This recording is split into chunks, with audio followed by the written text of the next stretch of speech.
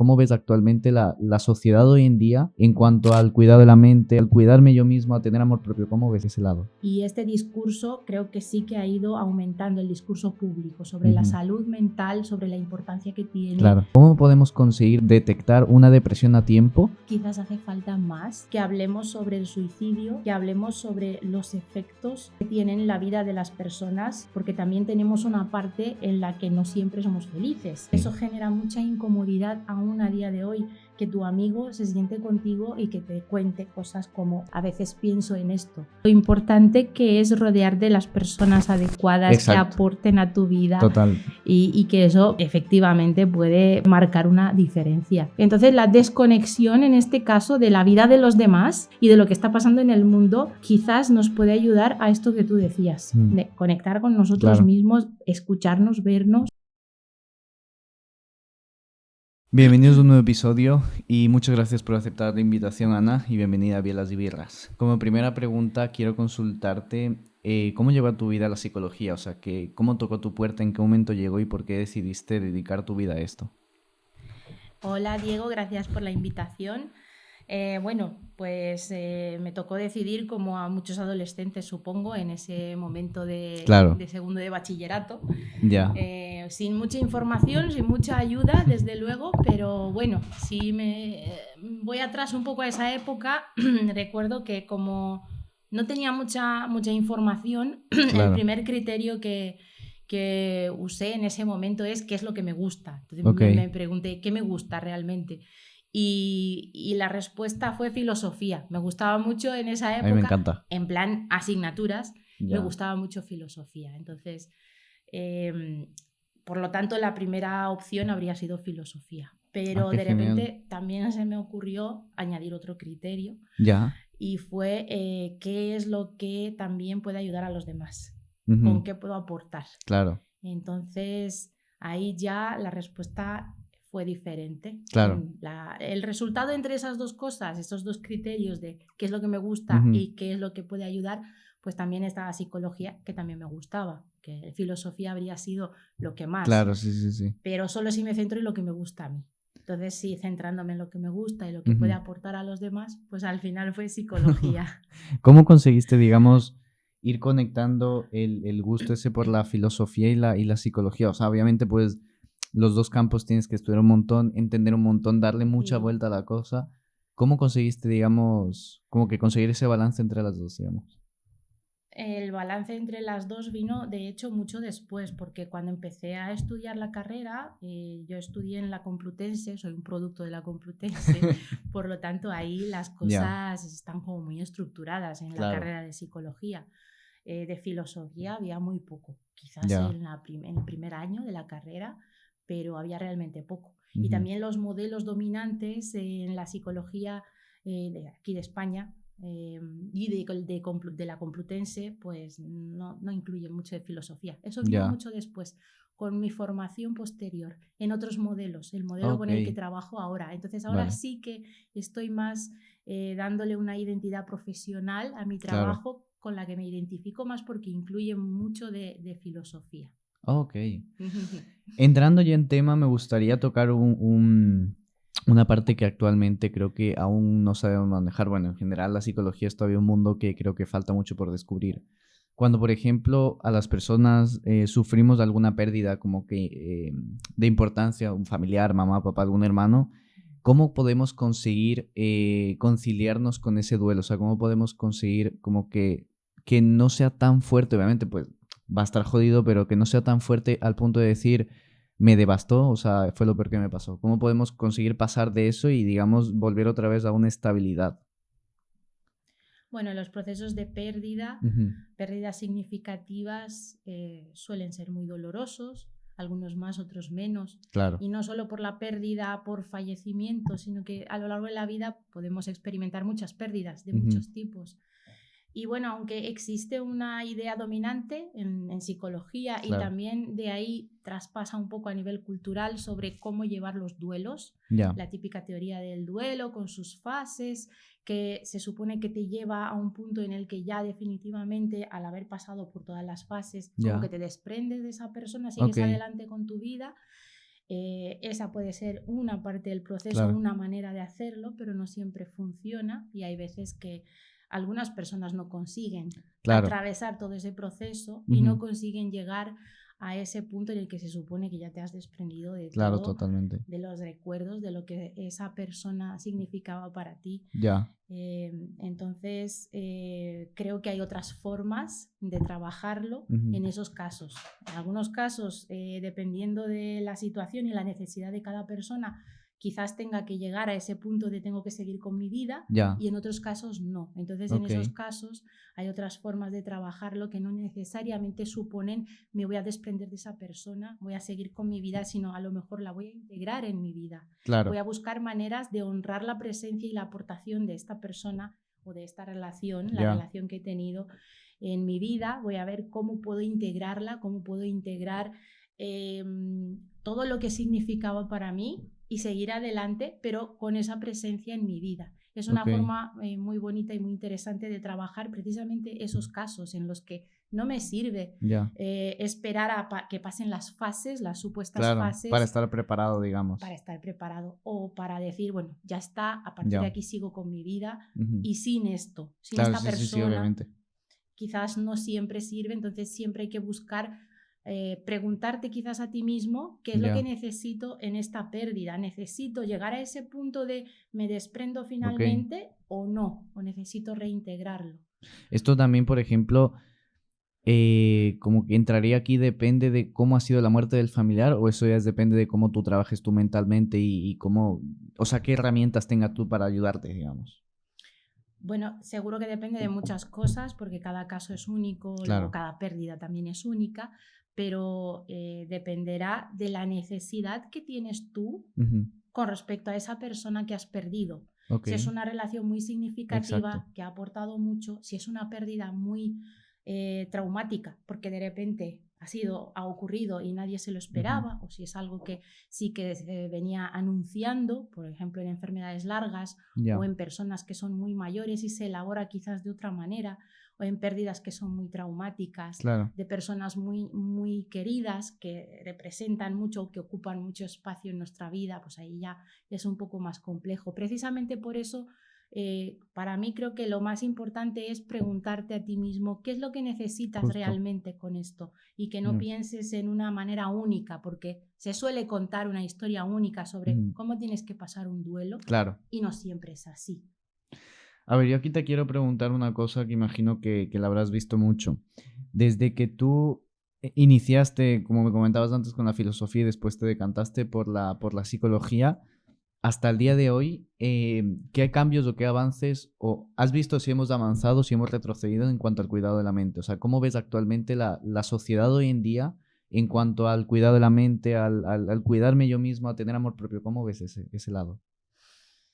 Si te refieres a la sociedad, la cultura, Ujú. sí que hay cambios, Ya, creo que hay que reconocerlos. claro. Ahora, como que existe un discurso que está empezando a desarrollarse, a tener más presencia a nivel público. De Ok, hecho, pues esto mismo que estás haciendo tú, sí, ya es una voz pública, ya claro. es algo que se puede difundir, que se puede transmitir. Y este discurso creo que sí que ha ido aumentando el discurso público sobre la Ujú. salud mental, sobre la importancia que tiene Claro, pues esto de cuidar esa parte de nuestra vida que siempre ha estado ahí. No es claro. que no haya estado, solo que ha estado invisibilizada, Ok, porque lo que no se nombra no existe, no tiene realidad. Entonces, si no justo. hablamos de eso, entonces no existe. Sí, sí, sí, exactamente. Ahí está. En eso sí que yo reconocería que sí que hay avances. Por supuesto, Ya. no estamos en un punto óptimo, Claro, exactamente, pero falta. podemos seguir desarrollándolo, Ujú. pero sí, efectivamente. Y definitivamente hay avances de hace unos años, Ya. cuando no se hablaba ni desde lo público ni desde las redes sociales, cuando Claro, quizás sí, ni sí, sí, siquiera está todo estaban tan muy... desarrolladas, ¿no? Exactamente. Y a día de hoy que sí que se está hablando cada vez más. Y en cuanto, por ejemplo, a ver, yo quiero hablar, o sea, quiero tocar aquí un tema que creo que está muy, muy al día, al día. En cuanto a la depresión y al suicidio, ¿cómo podemos nosotros, que también viene en cómo está la situación del mundo, el sentirse presionado, estresado, cómo podemos conseguir detectar una depresión a tiempo o cómo conseguir saber que una persona tiene como que principios de suicidio y cómo podemos ayudar. O sea, qué herramientas podemos darle siendo amigos o siendo terapeutas como tú. ¿Cómo podemos entrar en ese tema?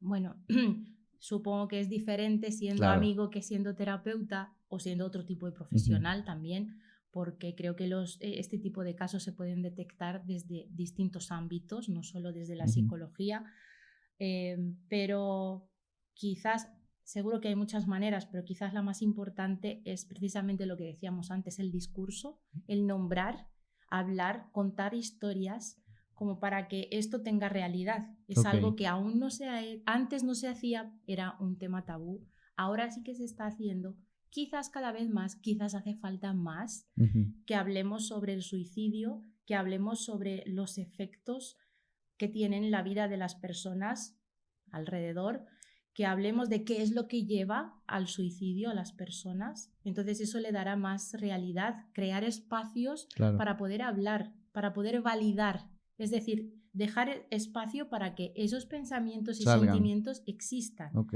Entonces, sobre todo como familiar, amigo, eh, de personas que quizás están lidiando Claro. con una depresión o con pensamientos sobre la muerte, lo más importante es aprender a dejar espacio que eso exista, porque como culturalmente esto ha sido un tema tabú, Claro. nos cuesta mucho Correcto. sentarnos delante de un amigo. Y hay que contarle eso, claro. Sí, es como que por miedo a que te vaya a ver raro, que oye, tranquilo. Claro, Sí, sí, sí. claro. Y escuchar también nos cuesta mucho. Es decir, que eso Sí, genera mucha incomodidad aún a día de hoy, que tu amigo se siente contigo y que te cuente cosas como, oye, que correcto. a veces pienso en esto. Y dejar que exista, normalizarlo en el sentido de, está bien, Ya. cuéntamelo, yo te escucho, es la mejor manera de acompañar en esos casos, Ujú. para empezar. Luego, Claro, sí, por sí, sí. supuesto, hay que ir acompañando de otras maneras como, oye, ¿cómo te puedo ayudar? Ya. ¿Qué puedo hacer por ti? ¿Cómo puedo estar por ti? Y Ujú. te puedo acompañar para que busquemos ayuda juntos. Claro. Esa, desde luego, es como lo La más último, efectiva. Ok. el Vale, nivel vale. experto de Ya. amigo o de Ujú. amiga en ese caso. De, oye, vamos juntos y buscamos ayuda para ti, te Ya. acompaño, voy contigo al médico, al psicólogo o donde necesites. Ya. Ahí ya estamos en En nivel el top. experto. Y tú, por ejemplo, ¿qué tips podrías dar para detectar una depresión a tiempo y que, por ejemplo, yo, cualquier persona no caiga en una depresión fuerte? ¿Qué tips podrías dar para decirle o para saber tú, creo que tienes depresión realmente? Porque hay también casos en los que, a ver, actualmente, como yo digo siempre que vivimos en la sociedad del ya, o sea, que queremos todo ya, entonces, si no lo tenemos ya, nos estresamos o no, mierda, no, es un día malo, es esto, el otro, entonces, claro, entramos como que en ese proceso de que decimos nosotros depresión, pero es en realidad la frustración por no querer las cosas en el momento que las queremos, sino como que las cosas llegan cuando las necesitamos. ¿Cómo podemos detectar una depresión a tiempo y conseguir pararla? ¿Cómo Sí, podemos trabajar ahí? sí, esos son procesos complejos, pero Ujú. has mencionado la inmediatez, que es Exacto. uno de los contravalores de nuestra sociedad, Ya. también el hedonismo, que es como esa dictadura del positivismo Exacto. superficial extremo, donde no hay cabida para otro tipo de emociones que no sean las que se consideran socialmente aceptadas, Ya. positivas, como Claro. felicidad, alegría constante y sentirte bien necesariamente y constantemente contigo mismo. Correcto. Entonces, si seguimos por esos discursos, que a día de hoy sí que son discursos dominantes, sí que definen cómo deberíamos ser Ujú. y cómo deberíamos sentirnos con nosotros mismos, por ahí es bastante complicado, porque Ya. entonces cualquier situación negativa que detectamos, cosas de la vida que nos pasan, porque también tenemos una parte en la que no siempre somos felices. También Correcto. nos pasan cosas que tenemos que procesar y esas cosas son Como molestas y aprender de ellas, digamos. aprender o simplemente traspasarlas. Ya. Son Ok. experiencias negativas de dolor y el dolor también tiene cabida en la vida. Lo único Totalmente. que cambia es el significado que le das. Ok. Entonces, si seguimos por la parte esta que nos dictan estos discursos dominantes, entonces interpretaremos que cualquier experiencia negativa Ya. tiene un impacto muy fuerte, nos sentiremos muy mal Claro. y el significado que le damos a esa experiencia negativa es, estoy muy mal, estoy muy deprimido, muy Justo. deprimida, entonces, ¿qué hago? Ya. Mi vida va muy mal. Pero esto no quiere decir que no existan casos muy Claro, graves sí, y que que se puede van pasar. agravando, Correcto. que Ya. quizás justo por lo contrario, Ujú. porque no se le presta atención, porque la misma persona no le presta atención o su entorno no le presta atención. Ok. Entonces, en general, creo, y esta es mi opinión, que lo más seguro, lo más ético y respetuoso siempre es hacer caso a lo que la persona diga. Ok. Esa idea que se transmite desde hace mucho de, bueno, está llamando la atención con eso que Ya. dice, que está O muy sea, es mal. por algo realmente. Claro, yo siempre Ya. digo que hay que prestar atención y aunque sea que está llamando la atención es que tiene un problema. Claro, sí, algo está Entonces, pasando. claro, entonces, ¿cómo lo vamos a ignorar? ¿Cómo vamos a decir, no le voy a hacer caso porque fíjate, otra vez Ya. está mi amiga, mi amigo, mi familiar, está llamando la atención con eso que dice, que está muy mal, está muy triste, que su vida está muy, muy mal, todo muy negativo? Siempre hay que prestar atención, siempre hay Ya. que sentarse y Claro, diga, escuchar. es lo que tú decías antes de escuchar, Exacto. ponerte a escuchar lo que está pasando, justo. Exacto, cuando dejas espacio para que eso exista, y eso solo ocurre cuando escuchas, entonces de ahí pueden salir más cosas, puedes aprender de lo que le Claro, pasa a esa persona, pero cuando no das espacio es imposible. ya. Entonces a partir de ahí esa persona puede contar y puede tomar decisiones, pero siempre que exista el espacio, siempre que exista la validación de, Ya. oye, lo que estás sintiendo es válido. Claro, sí. Puedes sentirlo, puedes sentirte mal, puedes llorar conmigo y a partir de ahí tomar decisiones en función de lo que necesita la persona. Por eso Ok. decía que es difícil, depende, pero siempre y cuando tengas un amigo, un familiar, una persona que te está hablando de cómo se siente, dale espacio y luego Ya. pregúntale, oye, ¿cómo te puedo ayudar? ¿Cómo puedo acompañarte? ¿Qué puedo hacer por ti? Ok. Antes justo lo que te decía del propósito, creo que ahora está como que muy de moda el crece, desarróllate, busca un propósito, ten en Sí. cuenta que de hecho, o sea, todos los jóvenes, yo también he pasado, puede ser que igual tú hayas pasado cuando sales de universidad y no sabes como que qué hacer con tu vida, qué es lo que tengo que hacer, ya tengo una edad, tengo que estudiar, tengo que trabajar, tengo que hacer esto porque si no se me va la vida.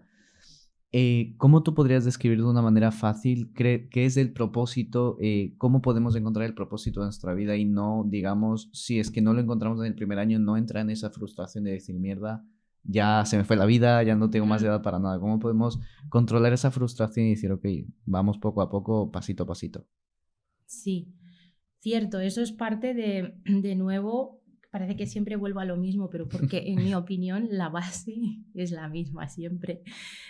Los discursos dominantes en nuestra sociedad, en nuestra cultura, que dictan cómo deberíamos ser en Correcto. todo momento, en toda área de nuestra vida. Entonces, en este caso es en cada edad, en cada etapa de la vida, existe un discurso que te dice qué es lo que tienes que hacer. Entonces, Ya. en la etapa de la adolescencia, precisamente, además que los adolescentes hoy en día, si les escuchas, y seguro que tú te acuerdas de esa época, yo me acuerdo, Sí. y hoy si vas a un instituto, a primero y segundo de Te vienen bachillerato, recuerdos, te totalmente. dirán lo mismo todos. Todo Exactamente. el mundo nos habla de la universidad, nos Ujú. presionan, existe ese estrés, angustia máxima que están viviendo, pero porque están rodeados de ese mismo discurso. Todos los Ya. profesores les hablan de lo mismo, que tienen que tomar la decisión, que tienen que saber qué hacer con su vida y además la decisión es tuya, Claro, la sí. responsabilidad es tuya. Claro. O sea, Si tú te puedes escuchar equivocas, opiniones y todo el resto que te digan, pero exacto. la última voz es tuya. Y Correcto. eres tú quien tiene que decidir. Justo. Y muchas veces no tienen ayuda para decidirlo. Entonces la angustia vital es mayor aún. Claro. Y no sienten apoyo, pero sienten presión. Ya. Entonces todo el mundo me presiona, los profesores me hablan de lo mismo, es el mismo discurso una y otra vez.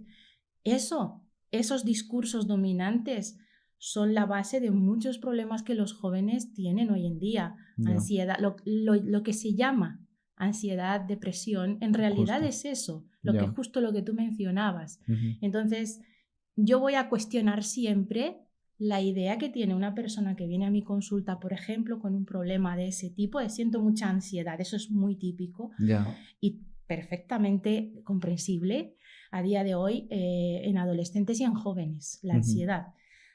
Y yo lo voy siempre a cuestionar esos discursos. Ya. ¿De dónde viene esa idea que tienes sobre qué es lo que deberías hacer o qué es lo que deberías ser? Claro. Cuestionarla ¿De dónde sale? y ver si esa idea te pertenece a ti o no. Porque Ya. a partir de ahí es cuando tú puedes tomar control y poder sobre esos discursos. Si ves que realmente no son tuyos, los Claro. desmontamos. Digamos, empiezas a entender si esa idea no es tuya o es tuya, ahí también te puedes dar cuenta si tienes el síndrome del impostor, imagino, ¿no? O no tiene mucho. Precisamente de ahí vienen también ideas como el síndrome del impostor, que también está muy difundido Sí, en las redes y son estas ideas que vienen de la psicologización de la sociedad. Como existe un discurso dominante sobre qué deberíamos ser, también existe un discurso dominante sobre qué es el desarrollo personal, que es lo que tú claro, mencionabas. justo. Pero el problema es no el concepto en sí de desarrollo personal, sino que se transmite de una manera única. Es Ya, decir, ¿qué es desarrollo personal? Ya se nos dice lo que es. ok. Ya es una expresión igual que autoestima o igual que muchas otras expresiones que ya tienen un significado cultural adquirido, porque se Ya, han usado tanto y se usan tanto y se difunden por las redes claro, que ya tienen un significado. Entonces, tú cuando piensas en desarrollo personal, también piensas en qué significa y puede exacto, que para ti no sea eso. ya, Y ahí es donde cuando no coincide tu idea, tu deseo, tus formas preferidas de ok, vivir o de ser en la vida, cuando no coincide con lo que se te transmite, que es el desarrollo personal, ahí es donde surgen los problemas para ti.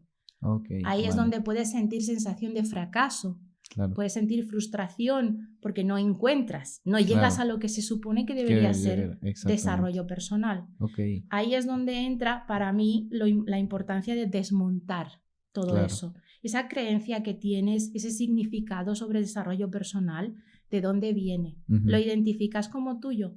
¿Realmente te describe, te define a ti? Y si no, ¿qué es lo que te define? Para que seas tú quien define realmente qué es desarrollo personal en tu vida para ti y en este momento. ok, Algo que puede cambiar. claro.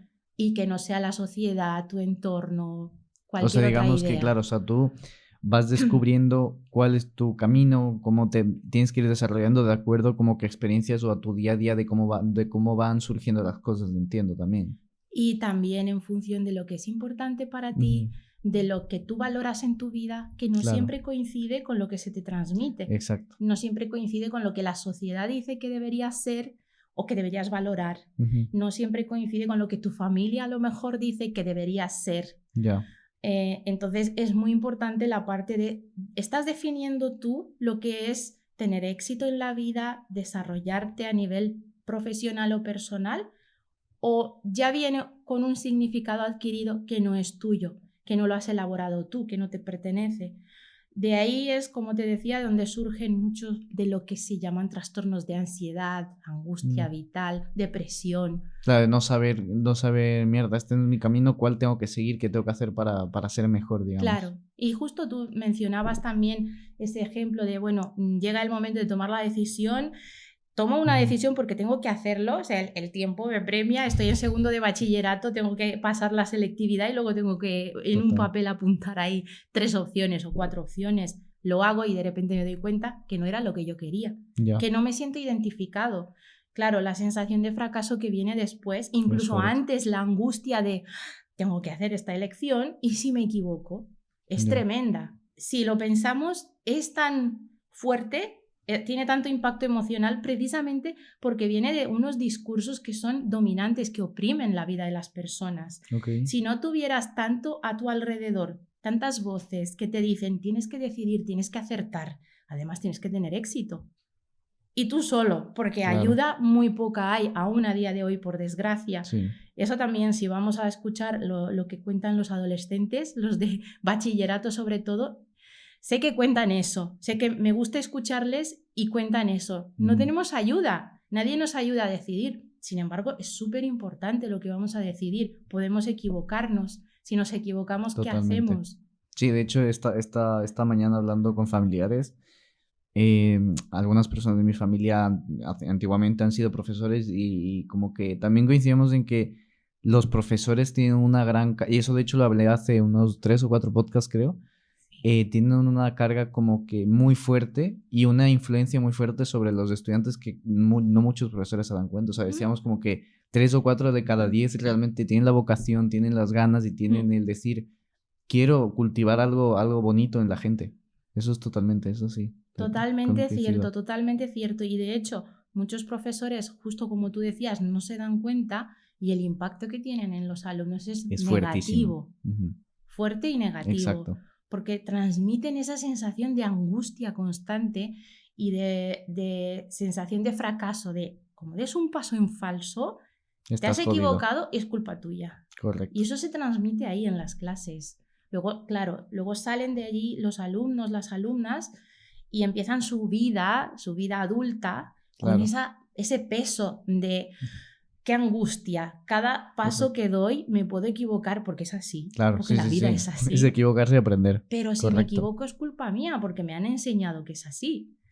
La típica situación de los exámenes, el típico profesor que dice, pues eso es porque no has estudiado, y a lo mejor el niño o la niña ha estudiado un montón, pero no le sale.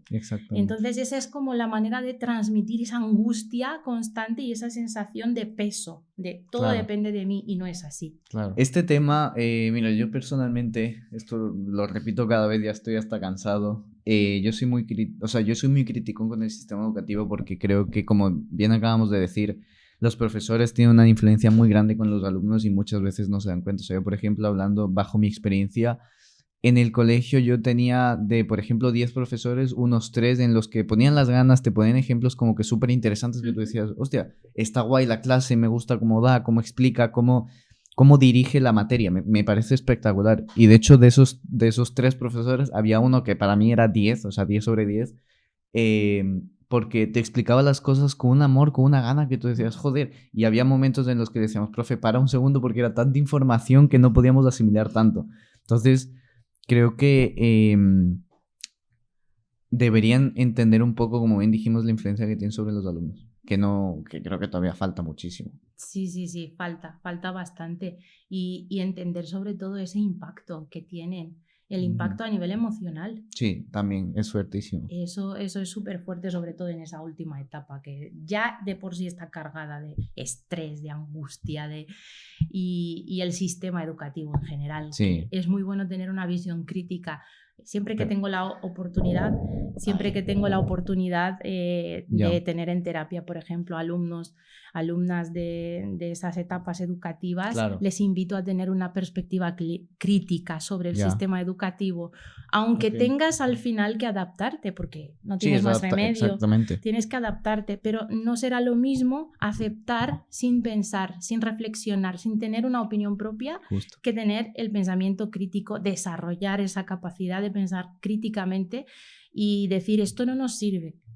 Que eso es lo que luego a partir de ahí salen ese tipo de conversaciones con alumnos y alumnas. Es que esto no me sirve de nada. Y es cierto, y es bueno que seas consciente de eso. Luego tendrás que adaptarte al final. Claro, es adaptarse, sí, porque, o sea, vamos a seguir el mismo sistema, aunque nos quejemos, digamos, de esto y lo otro, pero sí vamos a seguir así. Claro. Y como tú dices, es cuestión de adaptación, de saber, estoy en un lugar en el que posiblemente de 20 cosas 2, 3 o 4 me sirvan, el resto tengo que yo mismo, ahí yo también digo como que es cuestión de cada uno, como que, ok, llego a mi casa, hago los deberes, ok, pero si dimos en la clase hablar, escuchamos sobre Gandhi y me dieron solo 2 cosas, yo voy a intentar buscar un poco más. Entonces creo que también entra esa parte. Sí, esa es una de las muchas partes que se pueden criticar del sistema educativo, que no refuerza o no anima, no motiva para que las personas vayan desarrollando la curiosidad. Claro. Que tú desarrolles esa curiosidad y que no estés estudiando allí solo por la nota, solo por aprobar el examen o por sacar una nota. Un sobresaliente. Sino que tengas realmente interés y curiosidad, y que también te permita ir por donde tú tienes interés, no por donde te van obligando prácticamente. Exacto. Pero son partes que faltan. Es lo que tenemos. Es lo que hay que vivir. Partiendo de esto, te quiero consultar. Bajo tu experiencia, tus años trabajando con jóvenes, con gente ya mayor y todo, si tú pudieras, por ejemplo, agregar una materia o quitar una del sistema educativo que tú dirías es la que a mí más me ha funcionado, una materia en la que las técnicas que hayas recomendado en terapias más te hayan servido, ¿qué materias pondrías? ¿O qué materia agregarías? Digamos una. Creo que faltan asignaturas, iba a decir muchas, pero claro, tal como vamos, como venga, vamos a quitarlo todo y ponerlo nuevo, que haría falta. Pero falta una asignatura, aunque sea solo una, que vaya de la vida. Ok. De la vida. Ya. tal Cosas cual. súper prácticas de la vida misma. Por no decirte una asignatura que tenga que ver con cómo llevas tu vida, tus relaciones, Claro, la relación contigo mismo, la relación con los demás, algo que tenga que ver con psicología, pero no psicología asignatura que tenemos en el instituto y claro. no eso, sino algo práctico, algo que realmente tú salgas de la clase y digas, anda, pues mira, he aprendido cómo, por ejemplo, llevar una crisis. Cuando estoy en crisis, Ah, cómo ok, llevar claro, un episodio mío sí, de tristeza profunda, claro. de ¿Cómo que controlarlo, lloro digamos? súper, súper, súper mal, tengo un día malo, ¿cómo llevo un día malo? Algo Ya, así es absolutamente sí, necesario. Estamos muy lejos, creo, de tenerlo, sí, pero es algo así, es súper necesario. Pero digo que esto es parte de un montón de otras cosas que se claro. podrían tratar de la vida, porque esto Ujú. es algo de la vida. Tenemos días malos, Sí, siempre totalmente. nos pasan cosas malas y hay que aprender cómo llevarlo, pero muchas otras cosas, que sea algo práctico, que Ujú. no sea todo tan teórico, tan académico, tan fuera de la vida, tan externo a lo que nos pasa realmente. Claro, Y a día de hoy añadiría también una asignatura que enseñe cómo relacionarse con las redes sociales y el mundo ya. virtual. Muy Esa bueno, también me gusta. Está muy sería buena, sí, interesante.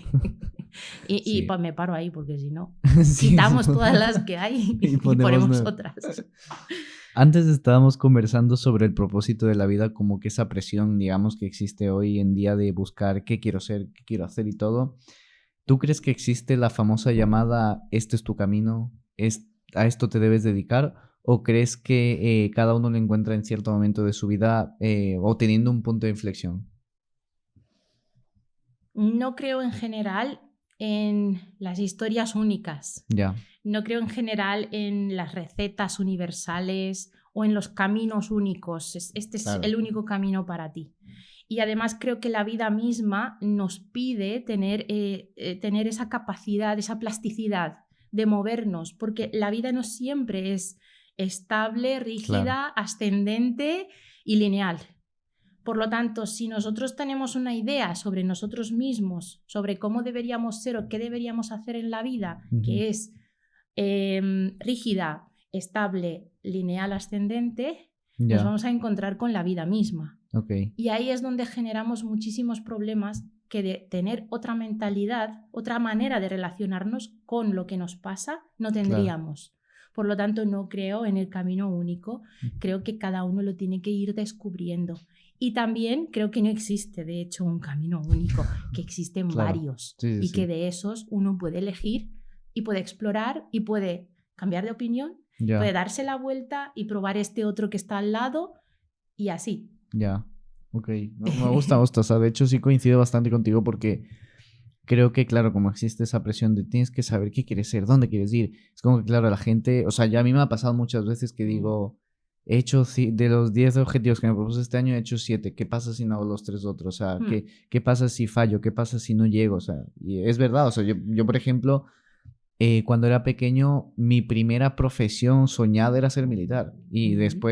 después de ser militar, cambié a querer entrar a estudiar abogacía y luego cambié a estudiar cine y luego me dediqué al marketing. Entonces, claro, o sea, claro, mis padres siempre me decían, tú has pegado un cambio en la vida que nadie se puede imaginar esos extremos tan locos. Digo, sí, o sea, creo que ha sido también por experiencias, por cosas que he vivido, porque, por ejemplo, yo a mis 19 años me fui a vivir a Inglaterra Ujú. y yo antes de vivirme, o sea, vivíamos en Ecuador y mis padres me dijeron, ok, te vamos a poner el pasaje, pero tú tienes que conseguir el dinero para vivir ahí, porque digamos que si tú te quieres ir solo, quieres tomar esa decisión, te vas a ir a vivir solo, o sea, Claro, no vamos a estar ahí, digamos, de manera como que económica, porque tú quieres ya mantenerte, entonces claro.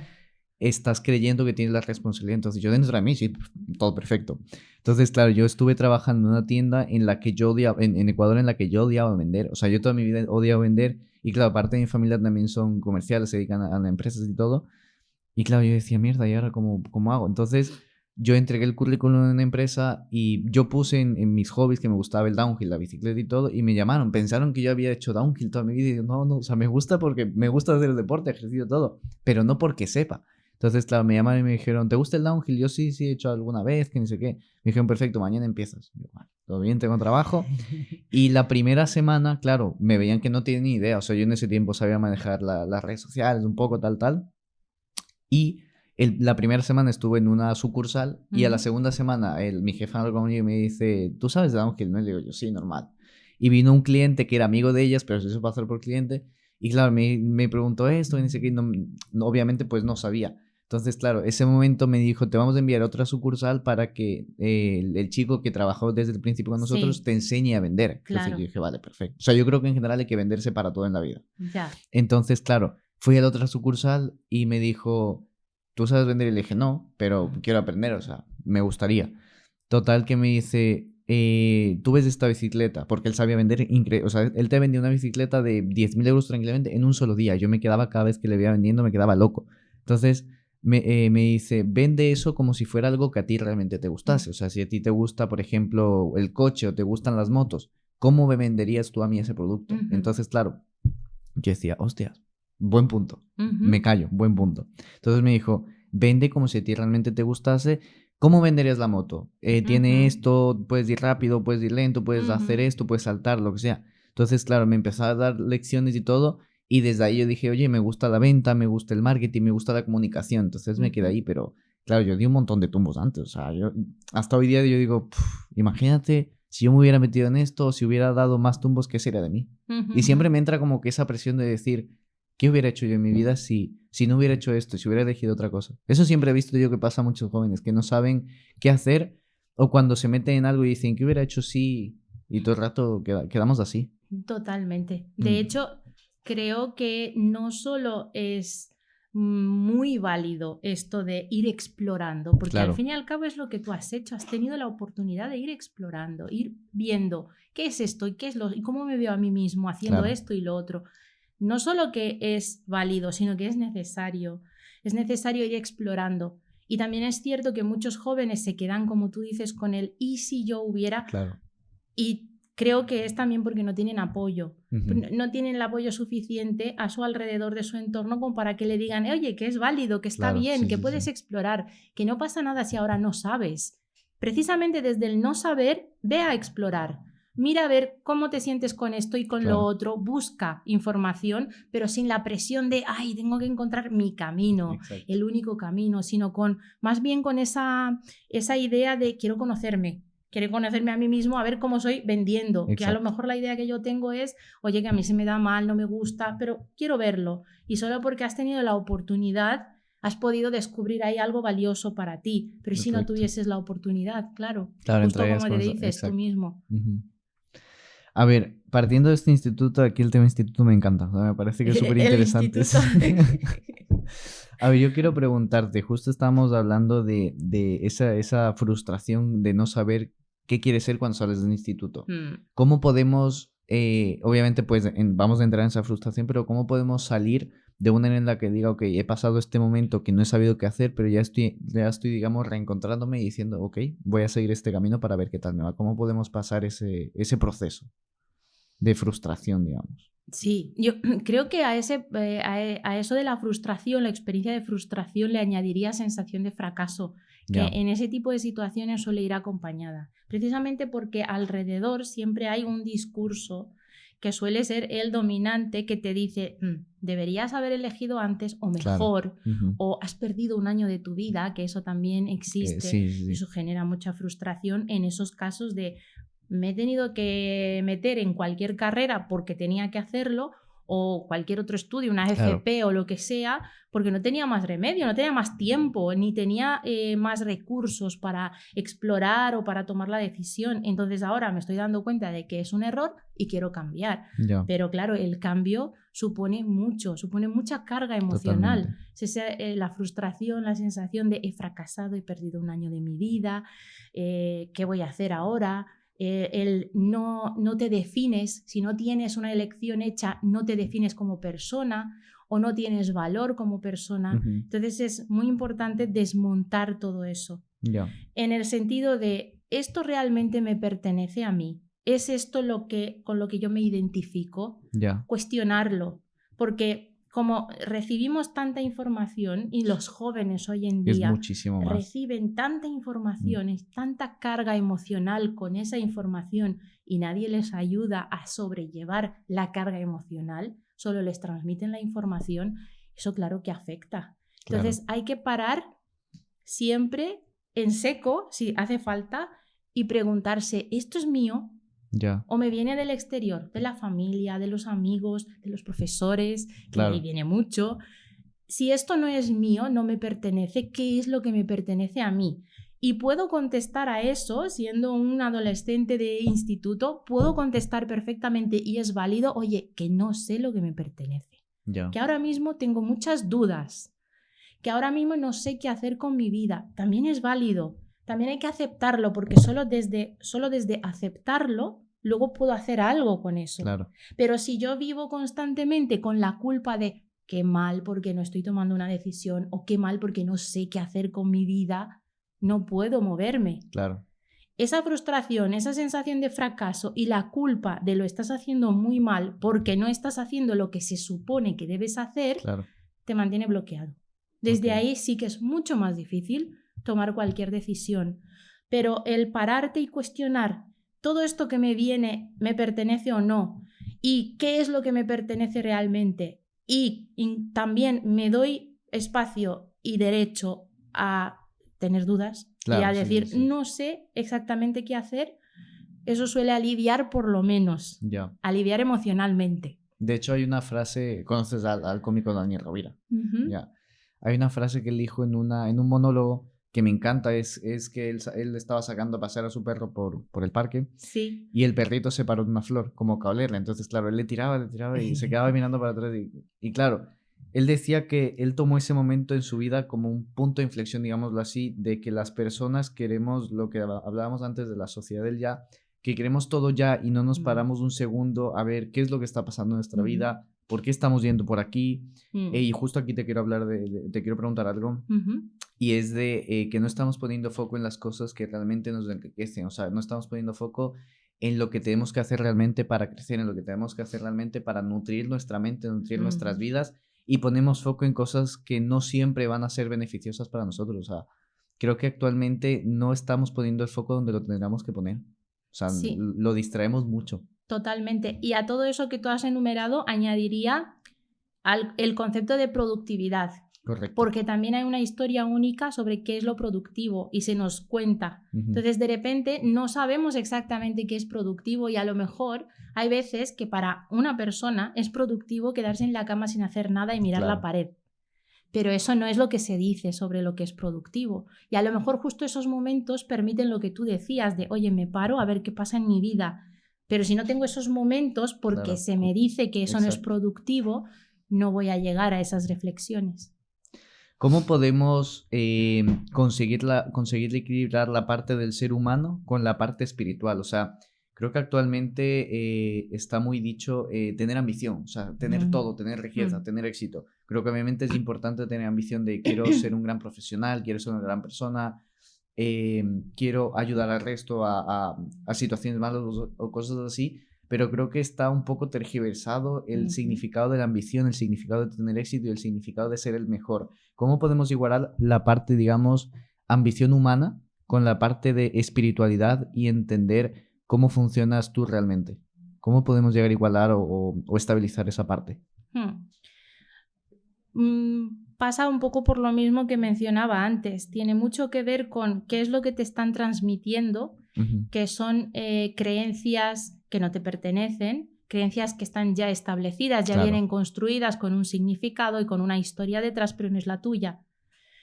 Sin embargo, son creencias dominantes, que al fin y al cabo acaban definiendo nuestra vida si no estamos atentos. Claro.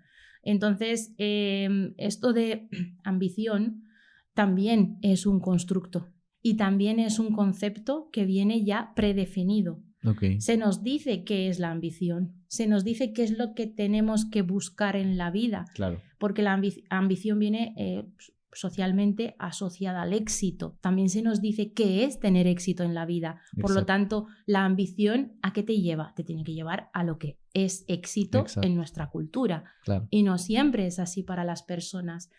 Y de hecho eso lo vemos en muchas historias que al final incluso salen de manera pública de personas que sí han sido muy ambiciosas según lo que la sociedad dicta, que es ambición, que sí han tenido éxito, el éxito que se supone que deberían tener, Claro. y sin embargo no son felices, no se sienten satisfechas o incluso de repente abandonan todo ese éxito y esa ambición y van a por otra cosa que Claro, ellos sí para ellos definen. consideran éxito. Exacto. Entonces, siempre invito en este tipo de temas, o a nivel personal o ya a nivel terapéutico, cuestionar lo que está pasando. Correcto. Incluso cuando te planteas qué es la ambición, qué es el éxito para mí, o qué es lo que me están diciendo, y separarlo de lo que es para mí, qué es el desarrollo personal, qué es la autoestima, qué es sentirme bien conmigo mismo, qué es para mí. Claro. Con respecto, para hacer la diferencia de qué es lo que se me transmite. Claro. Y yo decidir, pues a lo mejor coincide con lo que mi familia, por ejemplo, me transmite sobre la ambición y el éxito. Correcto. O a lo mejor no coincide. Sí, o sea, esto te lo digo porque mira, hace 2 años aproximadamente mi definición de éxito era ten todo, ten riqueza, ten lo máximo en todo, o sea, llegar al top de todo.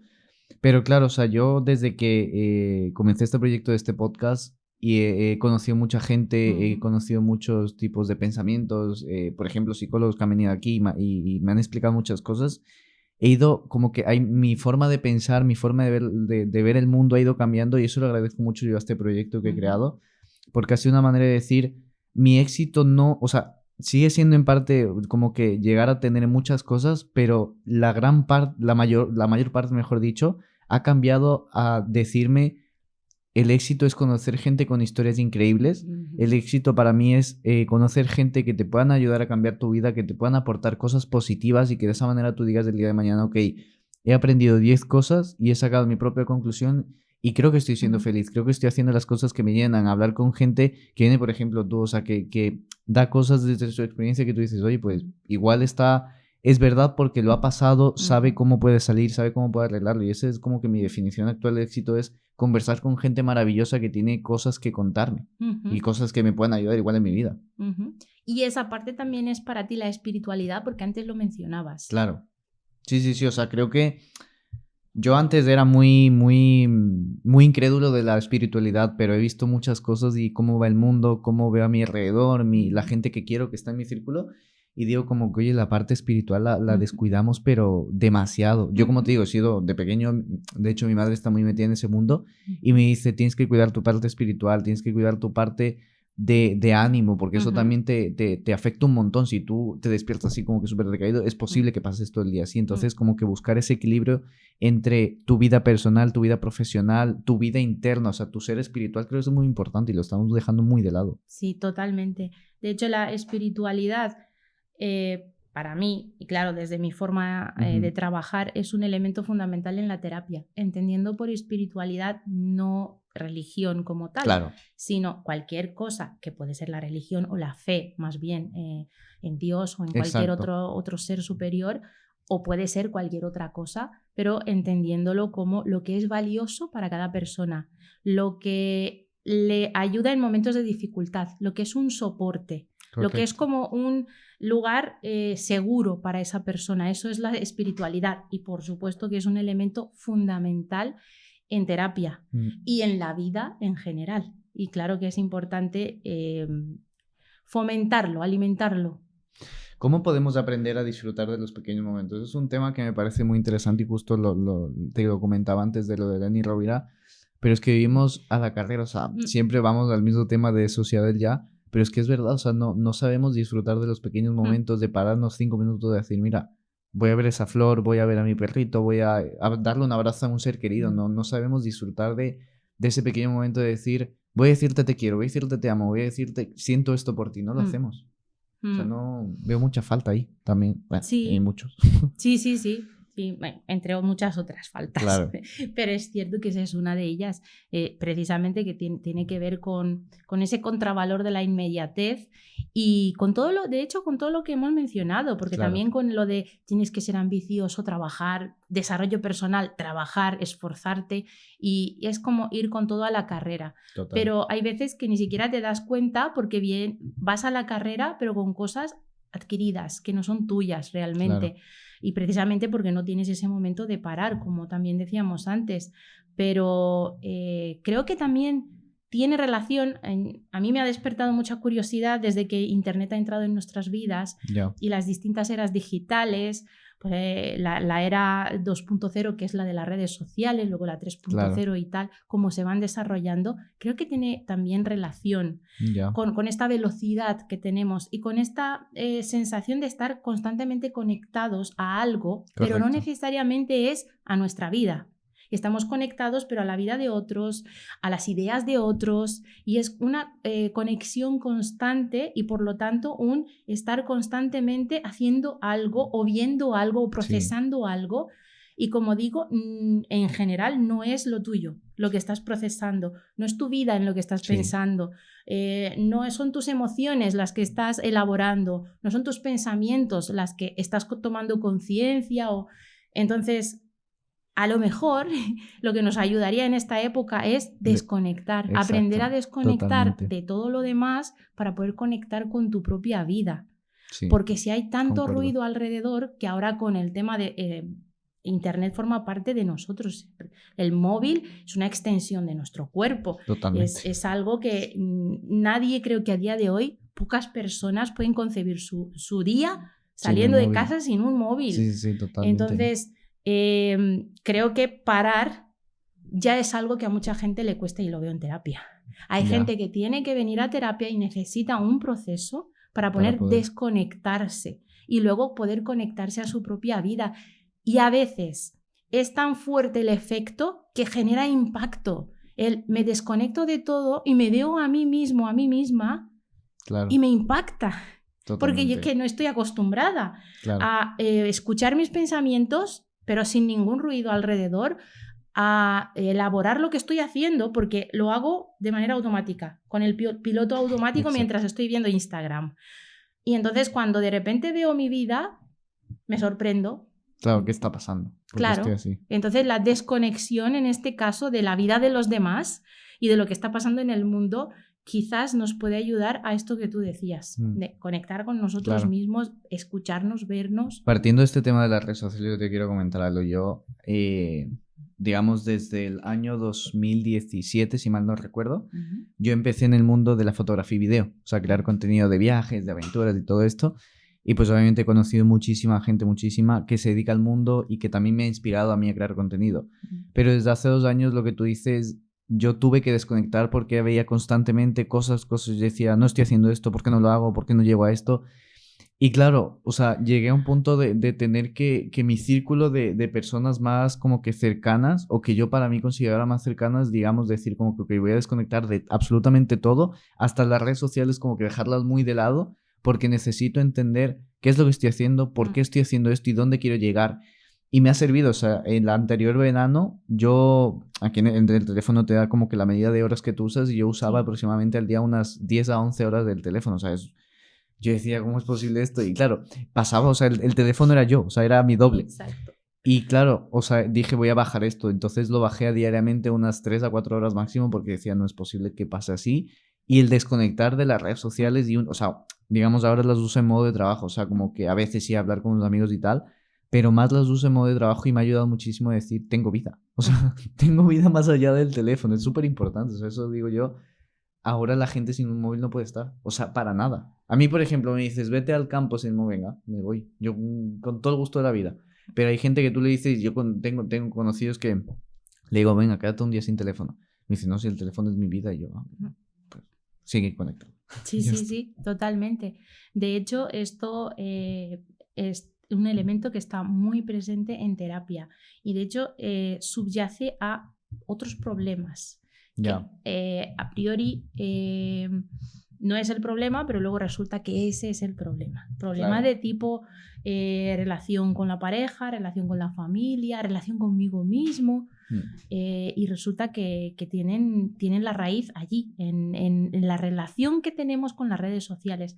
Para mí, a día de hoy, es tan importante preguntarse uno mismo cómo es la relación que tengo con las tecnologías en mi vida, con las pantallas que tengo a mi alrededor, es igual de válido e importante que preguntarte cómo es la relación que tengo con mi familia, con mi pareja, conmigo mismo. Es Claro. igual de importante. ¿Por qué? Porque es un elemento que está presente en nuestra vida, ocupa muchísimo espacio, pero como ha entrado tan de repente, porque la entrada de Internet a nuestra vida ha sido brutal y se ha desarrollado a una velocidad tan tremenda.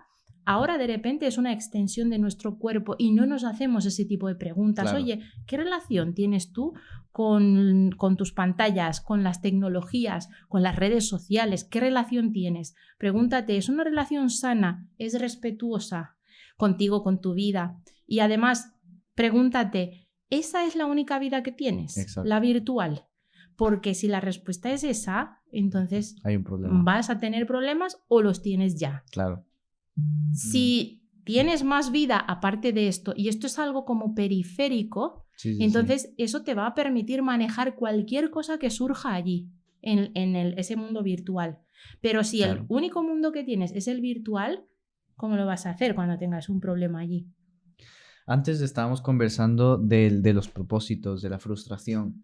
¿Cómo podemos, muchas veces cuando nos ponemos pues un objetivo, una meta, es como que esto lo he leído en un libro, que únicamente queremos ya llegar al objetivo, ya llegar a la meta, ya lo he conseguido, ya está.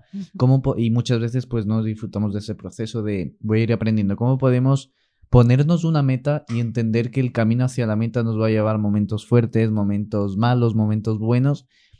Y que obviamente hay que conseguir el objetivo de cierta manera, pero también entender que en el proceso nos van a tocar momentos en los que tenemos que aprender de esos momentos y eso es lo que nos va a llevar a lograr el objetivo. O si no lo logramos, pero entender por qué hubo razones de no llegar o de sí llegar. ¿Cómo podemos pararnos y disfrutar de ese proceso?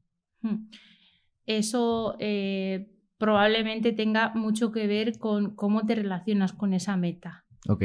¿Qué importancia le das en tu vida? Es parecido a lo que decíamos antes de las redes sociales o de en general Internet. Si de repente se convierte esa meta en el centro de tu vida o incluso en tu vida y lo pones todo ahí, es como si todo lo que tienes de valor es conseguir esa meta. Entonces es muy probable que te cueste más recursos emocionales y que si surge cualquier problema te cueste muchísimo recuperarte y además es muy probable que invisibilices el proceso. Es decir, que cualquier cosa que tienes la meta marcada, pero hasta que llegas a la meta ocurren cosas de todo tipo y algunas son positivas, otras no tanto, o tienen que ver con el esfuerzo que pones, con todos tus recursos que pones en marcha para llegar a esa meta. Si solo tienes en mente la meta, todo esto queda desapercibido. Entonces lo pierdes. Y lo importante es que la meta esté ahí, pero que aparte tengas claro qué más tienes en la vida. Y la flexibilidad mental también es importante en este proceso. Es decir, que tú te propones una cosa, ¿no? Tú dices, yo quiero conseguir esto. Pero ¿quiero conseguirlo a todo precio y no hay nada más para mí? O flexibilizo. O pienso, me gustaría conseguir esto. ¿Y qué otras alternativas hay? ¿O qué otras cosas importantes hay para mí? Y ahí quizás entra también la espiritualidad de la que hablábamos antes. Es decir, ¿qué es lo que valoro en la vida? ¿Que en la vida valoro solo conseguir esto y nada más? ¿O tengo otros valores que también me definen como persona, no solo esta meta? La flexibilidad mental en ese sentido de decir, esto es importante, voy a intentar conseguirlo, pero también puede que exista otros caminos y otras alternativas.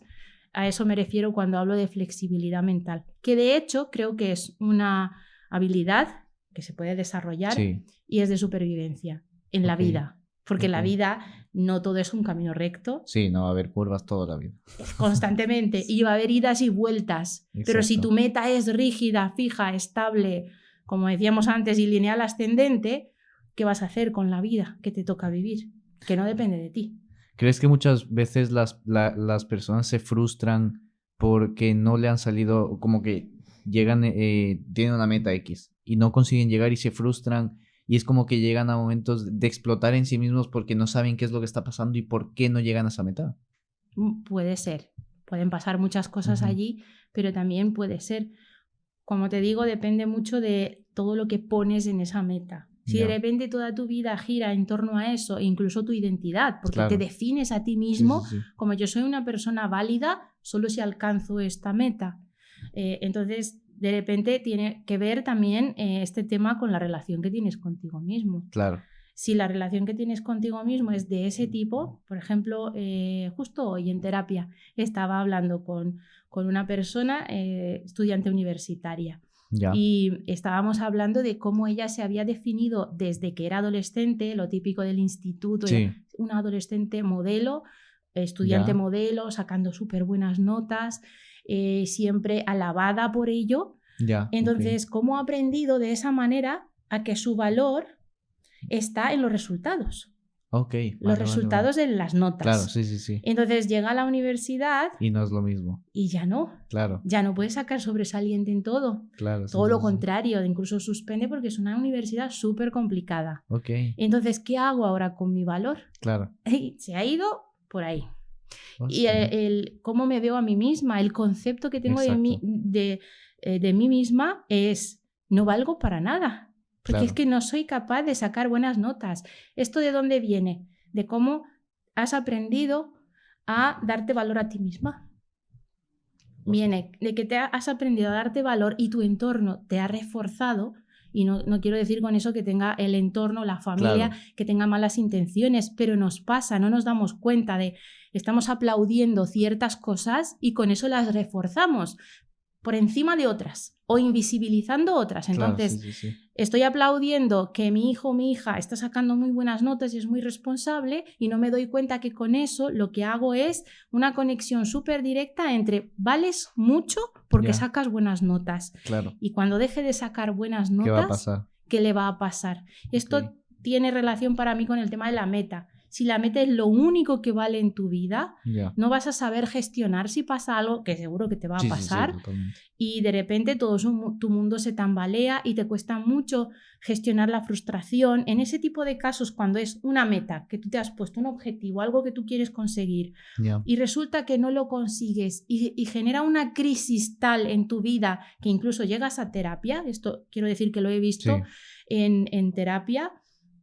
Para mí siempre es que ahí hay algo más, no es esa meta, es qué significa para ti esa meta y cómo has llegado a que esa meta represente tanto para ti, qué ha ocurrido en tu vida, qué vacíos hay en tu vida como para que esa meta de repente lo sea todo para ti. Entonces son cuestiones interesantes. ¿Cómo podemos de aquí te quiero consultar? Creo que actualmente nos falta mucha gratitud en todo, o sea, como que igual lo que tú dices de llegar a la meta, de conseguir objetivos y de a ti mismo decirte como que gracias, lo he conseguido, o digamos, también hablando de esa parte espiritual, gracias a cómo he llegado hasta aquí, a lo que me ha pasado, las experiencias que me han enseñado esto, cómo he crecido y cómo ha sido todo parte del proceso de que tenía que pasar para yo llegar hasta aquí y cómo lo tenía que hacer. ¿Crees que la sociedad en sí actualmente es agradecida? ¿O cómo podemos llegar a un nivel de gratitud de estar como que en un equilibrio? Sí, agradecer, ser agradecido dependiendo a qué. Antes estábamos hablando de cómo a veces nos absorbe el ritmo de todo lo que llevamos y no somos conscientes, o cómo cuando te marcas una meta, un objetivo, de repente no eres consciente del proceso. Estar agradecido para mí también, de nuevo, tiene conexión con la relación que tienes contigo mismo. Entonces, esto tiene mucho que ver con ser capaz de conocerte en muchos aspectos, de saber quién eres y sobre todo de construir tu concepto sobre ti mismo, el valor que tienes como persona, independientemente de las cosas que tienes. Las cosas que tienes pueden ser las notas, la nota de selectividad, la carrera, las notas que sacas en la carrera, las metas que no consigues y que de repente llegan a definirte como persona. Y esto es algo que cuando hablábamos de las asignaturas que tendríamos que implementar, no se nos enseña. A los jóvenes no se les enseña cómo construir una relación, cómo construir su valor. Que sea independiente de las cosas que consiguen o que no consiguen. Y entonces lo del agradecimiento de repente a mí me llevó a pensar en la relación que tienes contigo mismo y en cómo eres capaz de reconocerte tus propios esfuerzos a pesar de no llegar. Claro. Todos los recursos que has invertido, aunque haya llegado a ser un fracaso al final, pero y todo el camino, todo el proceso que has tenido que pasar. También. Ser agradecido en ese sentido. Creo que la sociedad, como está muy centrada en conseguir ciertos objetivos que ya vienen marcados, no nos enseña ni es agradecida por el proceso, por los recursos invertidos, por los esfuerzos, por todo lo que ponemos en ese camino, ni es agradecida ni nos enseña a agradecer o a visibilizar todo lo que no es he conseguido esto que se supone que tenía que conseguir. Y es un ejemplo muy tonto, pero que sale mucho en terapia también. Un examen suspenso, que supone una crisis. Por lo que decíamos antes, porque como yo valgo como persona solo cuando tengo buenos resultados, claro, si no los tengo. Un examen suspenso es soy una mierda, con perdón. Sí, entonces, ese es un ejemplo muy tonto pero muy ilustrativo. ¿Y todo el proceso que has llevado? ¿Dónde está? Es verdad que la nota es mala, has suspendido, eso supone que tienes que volver a presentarte, pero todas las horas que has invertido, para todo lo que te ha costado, toda tu motivación y todo lo que supone, oye, me tengo que poner a estudiar, todo eso supone muchos recursos invertidos. Nadie nos enseña que tenemos que agradecernos, reconocernos a nosotros mismos y, por supuesto, nadie alrededor agradece. El profesor nunca va a venir a decirte, oye, que lo has hecho muy bien. Sí, total. Has suspendido, pero lo has hecho bien porque...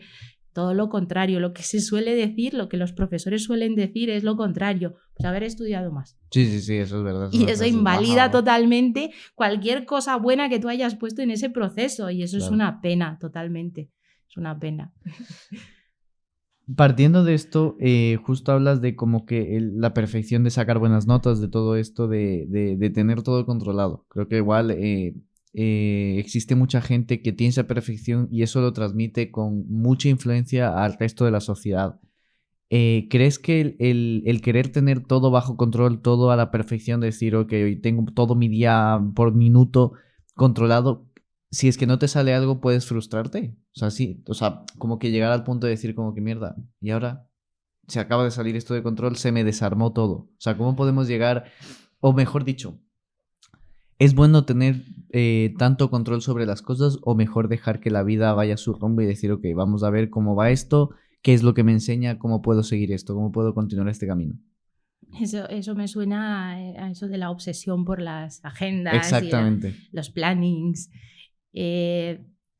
Como siempre suelo hacer, no creo en los discursos únicos, en las historias únicas que explican cómo deberían ser las cosas. Entonces, creo que depende mucho de la necesidad de cada persona. Hay personas que, precisamente por los problemas con los que están lidiando, necesitan organización. Claro. Entonces, están lidiando con eso, se están esforzando en conseguir una organización. Hay personas que todo lo contrario, que una organización de ese tipo, un planning constante, puede llegar a desarrollarles incluso comportamientos y pensamientos obsesivos y una rigidez mental tan extrema que pueden llegar a lo que tú dices. Por lo tanto, yo me centraría más en qué es lo que necesitas tú ahora mismo. ¿Necesitas más organización porque no la tienes? Claro. ¿O sientes la tiranía de la organización porque es extrema en tu vida? Y el control, la relación con el control que tienes, ¿cómo es? Claro. Si la relación con el control que tienes es que más bien necesitas más control sobre tu vida porque te sientes muy disperso, muy desorganizado y eso te afecta, ya sabemos por dónde hay que ir. Pero si la relación con el control pues es esa relación de esto me domina, no puedo porque me frustro en cuanto no hago un tic ahí en mi lista, entonces está claro por dónde tenemos que ir. Para mí es fundamental preguntarse a uno mismo qué es lo que necesita con respecto a la organización. Claro. A ver, antes estábamos hablando de la comunicación, del poder y la influencia que, por ejemplo, tienen los profesores. ¿Cómo podemos usar la palabra como que con la fuerza que tiene la palabra? O sea, yo personalmente, por ejemplo, he visto varias charlas de Mario Alonso Puig. Sí. A mí me encanta como habla increíble. Y él habla justamente del poder de la palabra. ¿Cómo podemos llegar a controlar la forma en la que nos comunicamos, la forma en la que hablamos, para saber de qué manera podemos hablar y comunicarnos y usar la palabra en cada ocasión? Por ejemplo, en un momento malo, en un momento bueno. ¿Cómo podemos cómo podemos conseguir ese control de la comunicación y no usarlo mal, digámoslo así? Sí.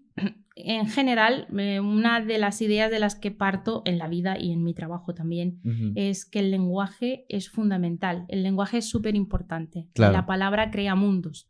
Exactamente. Entonces, las palabras construyen historias. Ya. Y la historia para mí es el elemento fundamental.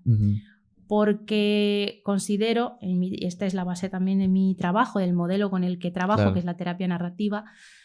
Considero que las historias son muy importantes en el sentido de que todas las personas damos significado a lo que nos ocurre en la vida a través de las historias que contamos. Okay. Por lo tanto, la palabra, en este caso las historias que vamos narrando, claro, tienen una importancia fundamental. Okay. Y ahí es donde incluso trabajamos a nivel terapéutico, cambiando la historia, por lo tanto, las palabras con las que te diriges a ti mismo, a los demás, a lo que te pasa en la vida, es como vas cambiando el significado. Claro. Y también, por lo tanto, vas a cambiar tu modo de pensar, de actuar en la vida y las actitudes que tienes en la vida. Okay. Así que la palabra me resulta fundamental. La forma en que usamos las palabras es fundamental. Y eso requiere una revisión, quizás, porque el tema de las palabras también viene mucho de nuestro entorno. Es decir, las redes sociales. Claro, sí. Ejemplo, se habla mucho de lo tóxico, sí, de las red flags. Exacto, sí, ahora está muy de moda. Narcisismo, son palabras que resuenan, sí, y que ya tienen una historia cultural, porque okay, ya está en todas partes. Sí, entonces, cuando usamos esa palabra, usamos también su significado cultural. Okay. Cuando tú de repente ahora mencionas, pues esa relación es tóxica, todo el mundo sabe de qué se trata, claro, sí, porque ya se está contando. Exacto. En las redes. De ahí la importancia de las palabras. Ya. Entonces, hay que revisar las palabras que usamos en nuestras historias. Las historias que contamos en nuestra cabeza sobre nosotros mismos y a nosotros mismos, y las historias que contamos con las palabras que utilizamos, que contamos a los demás. Okay. Hay que tomar conciencia, como decíamos antes de la desconexión y claro, que hay que crear un espacio para estar con nosotros mismos, pues en esos espacios es donde también podemos revisar nuestro propio discurso. ¿Con qué palabras te diriges a ti mismo? ¿Con qué palabras cuentas tus historias a los demás? Lo que te pasa en el día a día, eso tiene muchísima influencia en lo que nos pasa, en nuestra forma de pensar, de actuar, en las actitudes que tenemos ante la vida. Claro. Por lo tanto, esa revisión es fundamental de las palabras. ¿Crees que también, o sea, partiendo de como que la fuerza de las palabras y de cómo nos hablamos nosotros a nosotros mismos, también entra el cambio de creencias? Por ejemplo, si yo me quiero proponer el día de mañana o dentro de una semana o un mes hacer una maratón, pero yo digo como que internamente me digo, no puedo, es muy largo, no voy a poder, se me hace imposible por esto. ¿Crees que también el cambio de creencias es importante en nuestra vida? O sea, como que dejar de ponernos como que creencias limitantes y empezar a cambiar creencias y empezar a cambiar como que aspectos que igual pueden ser los que nos están teniendo como que en un camino incorrecto. Por supuesto, es justo al hilo de lo que hablábamos antes. La historia que te cuentas a ti mismo, sobre ti mismo, sobre tus capacidades, habilidades, sobre tus valores, es lo que al final le va a dar forma a tu identidad. Esa es una de mis creencias fundamentales y con las que trabajo en terapia. La identidad se crea a través de las historias que vamos contando sobre Correcto. Nosotros mismos, pero también a través de las historias que nos cuentan sobre nosotros mismos.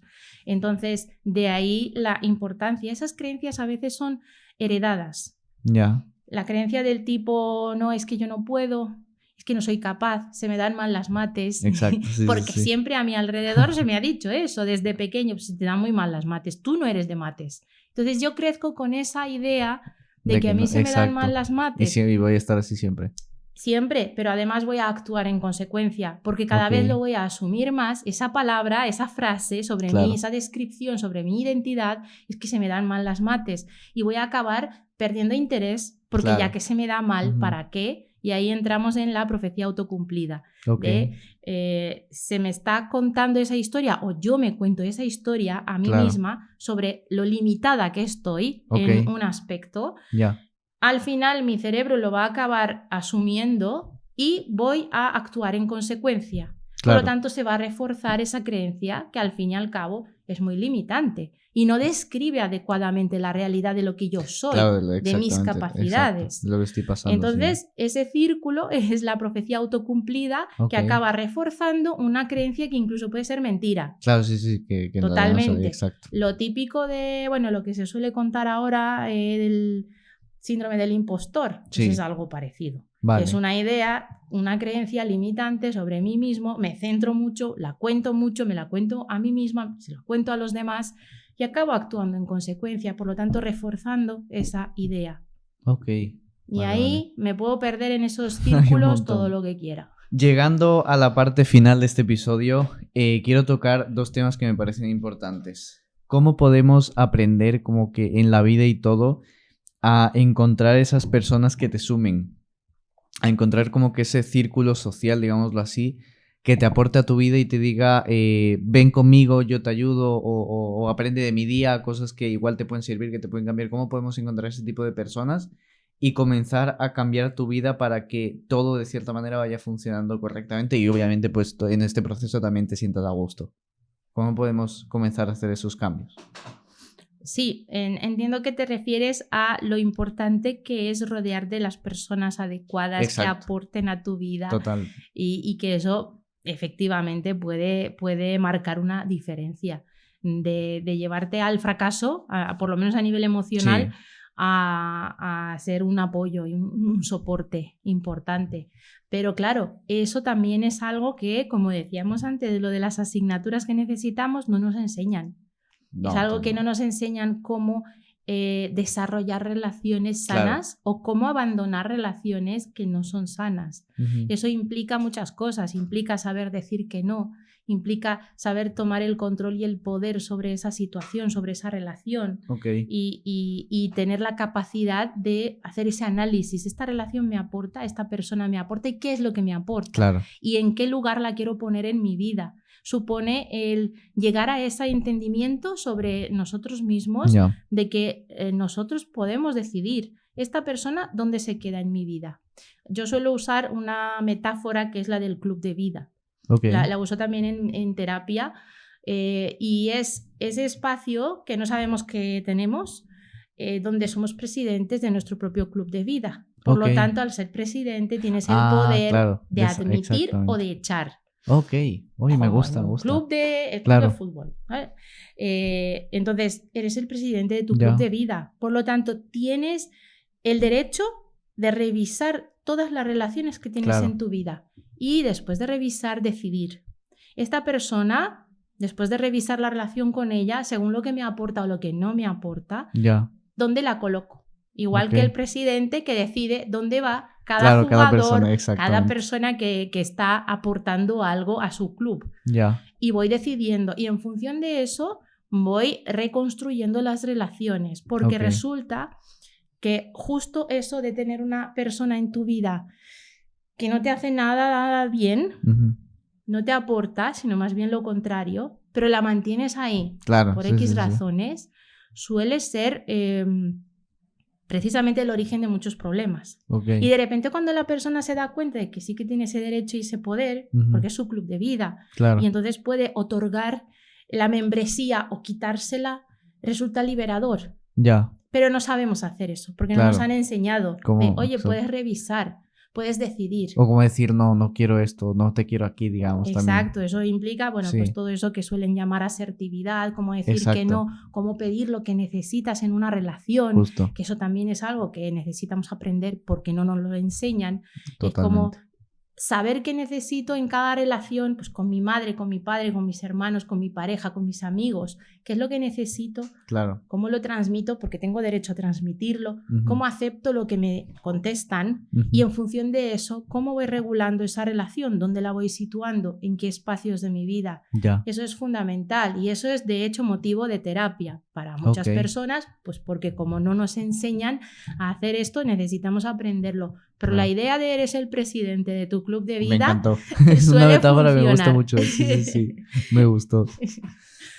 A ver, yo te quiero consultar como tema también personal y como última pregunta.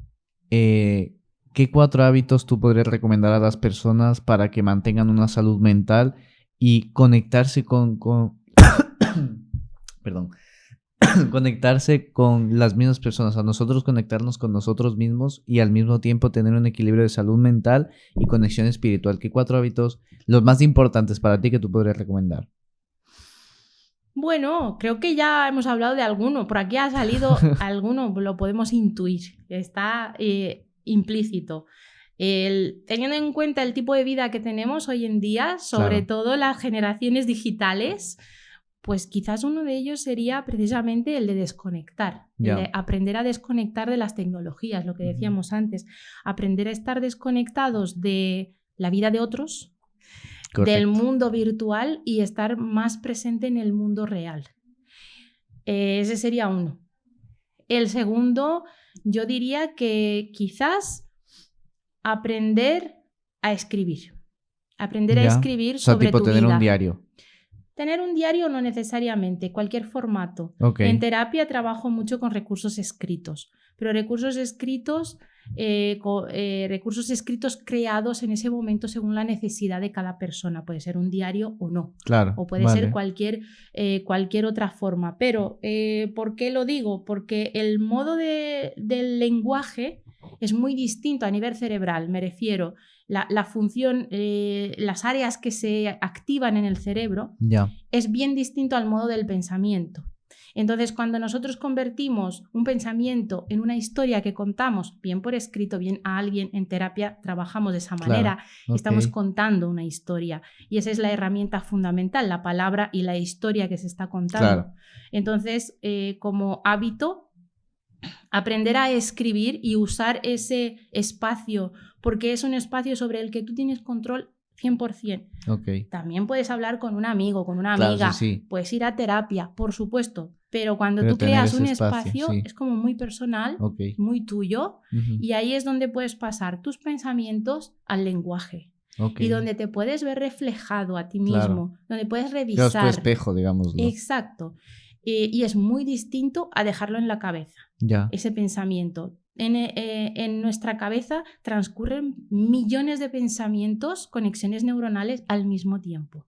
Por lo tanto, el Ok. efecto nunca será el mismo Claro. a nivel terapéutico que cuando lo conviertes en lenguaje. Ya. Entonces, ese es un segundo hábito. Ya. Aprender a escribir un diario o no, Sí, o sí, sí. simplemente cuando hay algo que te preocupa o cuando hay algo que te genera confusión, Ajá. lo voy a poner en papel. Voy a contar esa Claro. historia para mí mismo, pero Sí, sobre lo de papel. tener ahí. Sí, sí, sí. Exacto. Y ese sería otro. Y otro, yo diría que también lo he mencionado mucho aquí, es cuestionar. Ok, sí, a mí me encanta. Ese hábito me gusta, cuestionarse todo. Aprender siempre a Sí. cuestionárselo todo, Ujú. absolutamente todo, incluso lo que te gusta. Claro. Incluso esto de, antes hablábamos de, bueno, cuando te pones una meta o bueno, cuando tienes que tomar una decisión, pero no sabes qué decisión tomar. Claro. Aunque hayas tomado la decisión, cuestiónatelo, pero Ya. no para dudar. No me refiero a cuestionar para dudar, Claro. sino cuestionar para entender. Claro, ¿Por entender qué? qué está pasando. O sea, filosofar eso, exactamente. Exacto. Eso Ujú. te ayuda a conocerte. Te Ya. ayuda a conocerte a ti mismo, conocer por qué he tomado esta decisión o por qué no soy capaz de tomarla Ya. cuando no consigues tomar esa decisión. Cuestionarlo todo en el sentido de quiero entender lo Ya. que ocurre y a veces me servirá cuestionar para dudar, por Ujú. supuesto, y otras veces solo como ir entendiendo lo que ocurre. Ok. Y por último, ya que tienen que ser 4, por último, te diría que pensar siempre en relaciones. Esta Ok. es otra idea con la que yo suelo trabajar y que encaja mucho conmigo y con el trabajo en terapia también. Ya. El ser humano es un ser relacional. Ya. Nos relacionamos con todo, Claro, totalmente. no solo con las personas. con nosotros mismos, pero también con el ambiente. Me relaciono con esta mesa cuando me siento aquí. Me transmite cosas. Me siento de una manera diferente. Porque por estar aquí en esta mesa. Me relaciono con el tiempo que hace fuera, me relaciono con el aire, me relaciono con todo. Entonces, es un elemento básico, la relación para mí. Entonces, tenerlo siempre presente. En el sentido de cómo me relaciono con...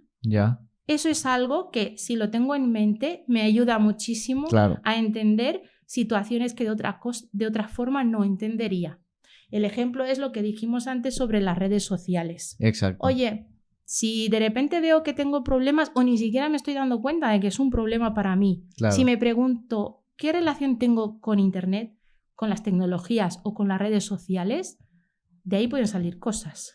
Entonces, ese hábito de pensar siempre en relaciones, en mis relaciones, con todo lo que hay alrededor, y preguntármelo. ¿Cómo me relaciono con?